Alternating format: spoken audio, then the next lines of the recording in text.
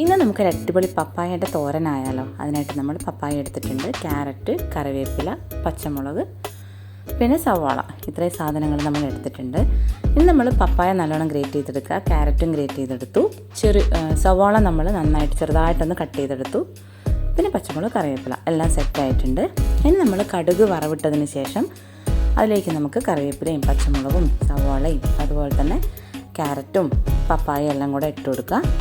ഇനി അത് ജസ്റ്റ് നമുക്ക് എന്ത് ചെയ്യാം, ഒന്ന് നന്നായിട്ട് ഇളക്കി കൊടുക്കാം. ഒന്ന് ഇളക്കി യോജിപ്പിച്ചതിന് ശേഷം നമുക്കതിലേക്ക് ആവശ്യത്തിന് ഉപ്പും അതുപോലെ തന്നെ ഒരല്പം മഞ്ഞൾപ്പൊടിയും കൂടി ആഡ് ചെയ്ത് കൊടുക്കാം. എന്നിട്ട് നന്നായിട്ട് അത് ഇളക്കി കൊടുക്കുക. എന്നിട്ട് നല്ലോണം നമുക്ക് എന്ത് ചെയ്യണമെന്ന് വെച്ചാൽ ജസ്റ്റ് അടച്ച് വെച്ചിട്ട് ചെറുതീയിൽ നല്ലോണം തീ കുറയ്ക്കണം. എന്നിട്ട് നന്നായിട്ടൊന്ന് വേവിച്ചെടുക്കണം. ഇനി നിങ്ങൾ പെട്ടെന്ന് വേണമെന്നുണ്ടെങ്കിൽ നിങ്ങൾക്ക് ഒരല്പം വെള്ളം കുടഞ്ഞ് വെച്ച് ചെയ്താലും മതി.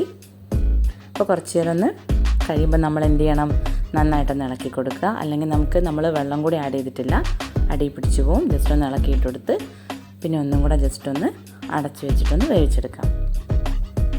ഒരുപാട് വേവൊന്നുമില്ല കേട്ടോ. അപ്പോൾ ഒന്നും കൂടെ ജസ്റ്റ് ഒന്നുകൂടി അടച്ച് വെക്കുന്നുണ്ട്. അപ്പോൾ ഇതാ നമ്മുടെ പപ്പായത്തോട് നല്ല അടിപൊളി ടേസ്റ്റാണ്. അതിലേക്കൊരല്പം തേങ്ങ കൂടെ ചിരകിയിട്ട് നമുക്ക് എന്ത് ചെയ്യാം, ഇളക്കി യോജിപ്പിച്ചെടുക്കാം. അപ്പം തോരനൂടെ റെഡിയാണ്. ഇഷ്ടമായെങ്കിൽ റെസിപ്പി ട്രൈ ചെയ്ത് നോക്കുക. കൂടുതൽ റെസിപ്പിക്കായിട്ട് ചാനൽ സബ്സ്ക്രൈബ് ചെയ്യാൻ മറക്കണ്ട കേട്ടോ.